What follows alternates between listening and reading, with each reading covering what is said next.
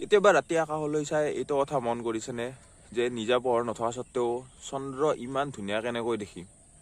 আৰু আপুনি পূৰ্ণিমা আকাশত যেতিয়া ৰাতি জন্তুলৈ চাই তেতিয়াহ'লে আপুনি আকাশত জন্তুৰ বাহিৰে ধুনীয়া একোৱে দেখা নাপাব, ইমান ধুনীয়া দেখি। আৰু তো জানেই ধুনীয়া ছোৱালীক মানুহে পূৰ্ণিমা জোনৰ লগত তুলনা কৰে, ইমান ধুনীয়া।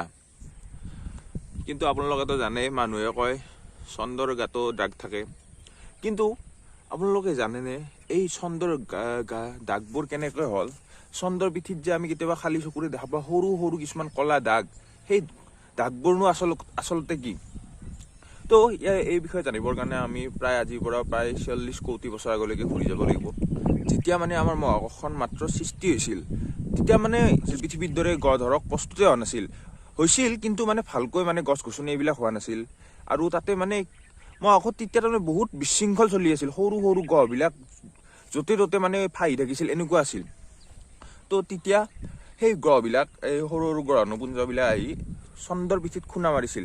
আৰু খুন্দা মাৰোঁতে কিছুমান সৰু সৰু দাগৰ সৃষ্টি হয়, যাক আমি বিজ্ঞানৰ ভাষাত ক্ৰেটাৰ বুলি ক'ব পাৰোঁ। এতিয়া বাৰু আমি গম পালোঁ এই সৰু সৰু গাঁতবোৰ কি। কিন্তু কিছুমান ডাঙৰ ডাঙৰ মানে বিশাল কিছুমান চিন দেখোঁ, সেই কলা কলা চিনসমূহ আচলতে কি? সেইসকল প্ৰথমতে বৈজ্ঞানিকে ভাবিছিল যে সেইবিলাক হ'ল আমাৰ পৃথিৱীৰ দৰে থকা চন্দ্ৰটো থকা সাগৰ। পিছত যেতিয়া ৰিচাৰ্চ চলিল তেতিয়া গম পালে যে সেইসমূহ সাগৰেই আছিল, কিন্তু সেইসমূহ পানীৰ সাগৰ নাছিল, সেইসমূহ আছিল লাভাৰ সাগৰ। পিছত মানে বহু বছৰ পিছত সেইবোৰ শুকাই মানে লাভাবোৰ নোহোৱা হৈ গৈছিল। আৰু দূৰৰ পৰা মানে সেনেকুৱা দেখা ৰূপ হৈছিল।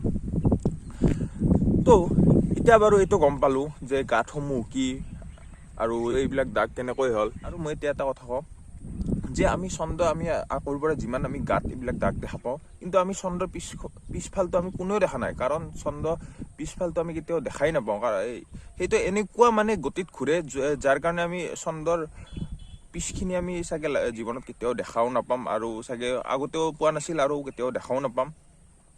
তো আমি আগফালে যেনেকুৱা দাগ দেখোঁ, এই আমাৰ সাগৰ টাইপৰ এনেকুৱা দেখোঁ, কিন্তু চন্দ্ৰৰ পিছফালে এনেকুৱা দাগ নাই। তাত সৰু সৰু গাঁত, অসংখ্য গাঁত আছে, য'ত মানে সেইটো আমি হয়তো নাচাৰ কিছুমান ফটোত দেখা পাওঁ। মই আৰু আপোনাৰ এইখন দেখুৱাই দিছোঁ, এনেকুৱা ধৰণৰ গাঁত থাকে।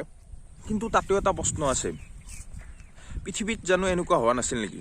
কাৰণ চাওক, চন্দ্ৰৰ বুকুত মাধ্যাকৰ্ষণিক শক্তি কিমান কম আৰু পৃথিৱী কিমান বেছি। পৃথিৱীতো বেছি গ্ৰহ টানিব লাগে, বেছি হ'ব লাগে পৃথিৱীত। কিন্তু চাওক, আচল কথাটো হ'ল পৃথিৱীতো পৰিছিল এনেকুৱা গ্ৰহ। কিন্তু আপুনি জানে পৃথিৱীৰ এটা নিজা বায়ুমণ্ডল আছে, যাক আমি এটমস্ফিয়াৰ বুলি কওঁ। আৰু এই এটমস্ফিয়াৰ যেতিয়া পৃথিৱীত পৰিছিল, এই এটমস্ফিয়াৰত মানে কিছুমান গ্ৰহ নপুঞ্জ এটমস্ফিয়াৰটোৰ মাজতে জ্বলি ধ্বংস হৈ গৈছিল, আৰু কিছুমান আহি পৃথিৱীৰ বুকুত পৰিছিল। আৰু এই পৰাবিলাক পৃথিৱীত হোৱা বতাহ, বৰষুণ, এনেকুৱা কিছুমান প্ৰভাৱৰ ফলত মানে সেইবিলাক নোহোৱা হৈ গৈছে। কিন্তু জানেই চন্দ্ৰত এইবিলাক বতাহ বৰষুণ একো নহয়, এনেকুৱা একো বায়ুমণ্ডল নাই। সেইকাৰণে চন্দ্ৰত দাগবোৰ ৰৈ গ'ল। তো আজিৰ টপিকটোত চাগে আপোনালোকে গম পালে চন্দ্ৰৰ দাগবোৰ কি, কেনেকৈ হৈছিল। তো এতিয়া যি গম পালে, আপোনালোকে যদি কেতিয়াবা কোনোবাই সোধে, আপোনালোকে চাগে নিশ্চয় ক'ব পাৰিব। যিবিলাকে মানে আগতে গম পোৱা নাছিল তেওঁলোকে চাগে নিশ্চয় ক'ব পাৰিব যে এতিয়া চন্দ্ৰৰ দাগবোৰ কেনেকৈ হৈছিল। তো আজি ভিডিঅ'টো চাই চাগে আপোনালোকে ভাল পালে, কিবা নতুন কথা জানিব পাৰিলে।